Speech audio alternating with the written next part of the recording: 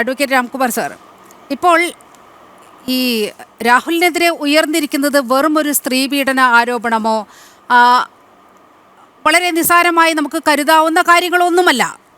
ഈ ഓഡിയോ റെക്കോർഡുകളിൽ പറയുന്ന വളരെ അതീവ ഗുരുതരമായ ഒരു കാര്യമുണ്ട്.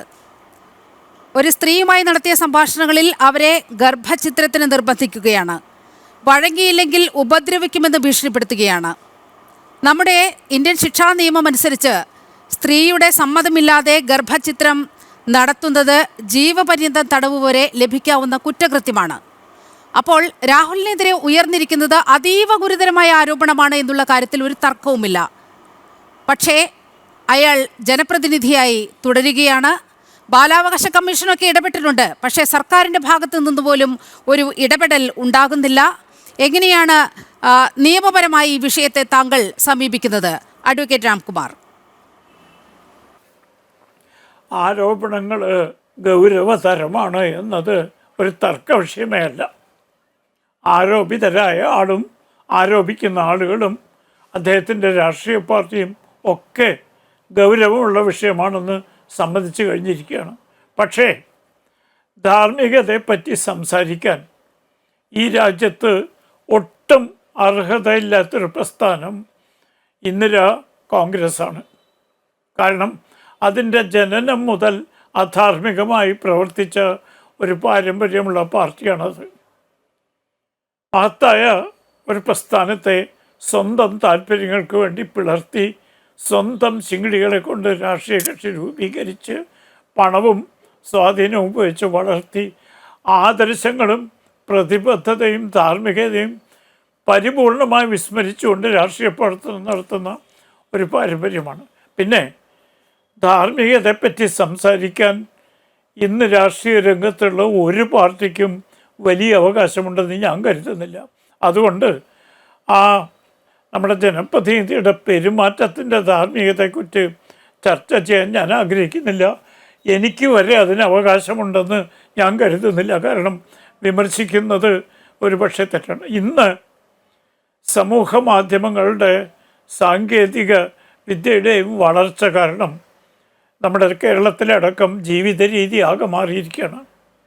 സ്ത്രീ പുരുഷ ബന്ധങ്ങളിൽ പണ്ട് കാണാത്ത പ്രവണതകൾ നമ്മൾ കണ്ടുവരികയാണ്. അത് നമ്മളതനുസരിച്ച് ജീവിക്കുക എന്നല്ലാണ്ട് അത് തെറ്റാണ് എന്ന് പറയാൻ എനിക്കെന്താണ് അവകാശം? പിന്നെ ധാർമ്മികതയെപ്പറ്റി പറയുന്ന ഈ പാർട്ടിയുടെ പ്രമുഖ നേതാവ് കുമരകത്ത് എന്താ ചെയ്ത്? നമ്മൾ പിന്തുടരുന്ന പാരമ്പര്യം അനുസരിച്ചാണോ കൊളംബിയക്കാരുമായി DGPയുടെ സംരക്ഷണത്തിൽ കുമരകത്ത് താമസിച്ചത്? അതിനെക്കുറിച്ചൊക്കെ എതിരഭിപ്രായം ഉണ്ടാവാം. അവരുടെ നോട്ടത്തിൽ അത് ശരിയാണ്. പക്ഷെ ഇവിടെ പ്രശ്നം അതല്ല. ഇത്രയും ആരോപണങ്ങൾ വന്ന ഒരാൾ ജനപ്രതിനിധിയായി തുടരുന്നത് നിയമത്തിന് വിധേയമാണോ, നിയമത്തിന് വിരോധമാണോ?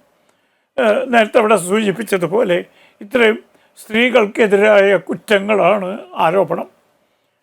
ഇന്ത്യൻ ശിക്ഷാ നിയമത്തിൽ ഇപ്പോൾ മാറിയിട്ടുണ്ട്. 354 വ്യക്തമായും അദ്ദേഹത്തിന് പേരിൽ ചാർത്തപ്പെടാം കുറ്റം.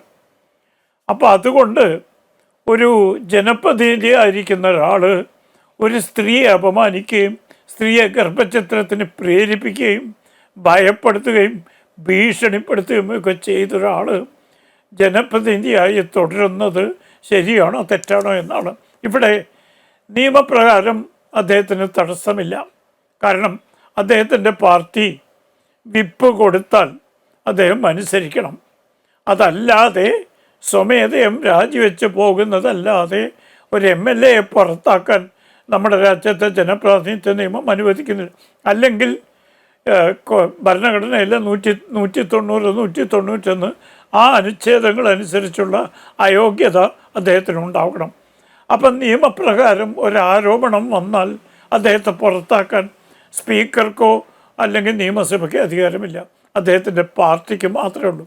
ആ പാർട്ടി ഇന്ന് മാധ്യമ വാർത്തകൾ ശരിയാണെങ്കിൽ പ്രമുഖ നേതാക്കന്മാരടക്കം രാജിവെക്കണം എന്ന് പറഞ്ഞു. എന്നാൽ രാജിവെക്കണം എന്നൊരു നിർദ്ദേശം എന്തുകൊണ്ടാണ് കൊടുക്കാത്തത്?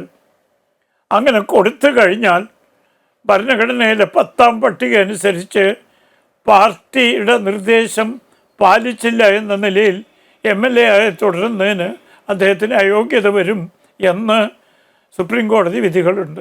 ഓക്കെ പാർട്ടി സ്ഥാനാർത്ഥിയായി ഓക്കെ മത്സരിച്ച് രാംകുമാർ സാർ, പാർട്ടിയുടെ ഞാൻ അങ്ങയിലേക്ക് ചിഹ്നത്തിൽ വരാം. മത്സരിച്ച് അതാണ് ഇപ്പോൾ ഡിബേറ്റ് ചെയ്യേണ്ട പോയിന്റ്.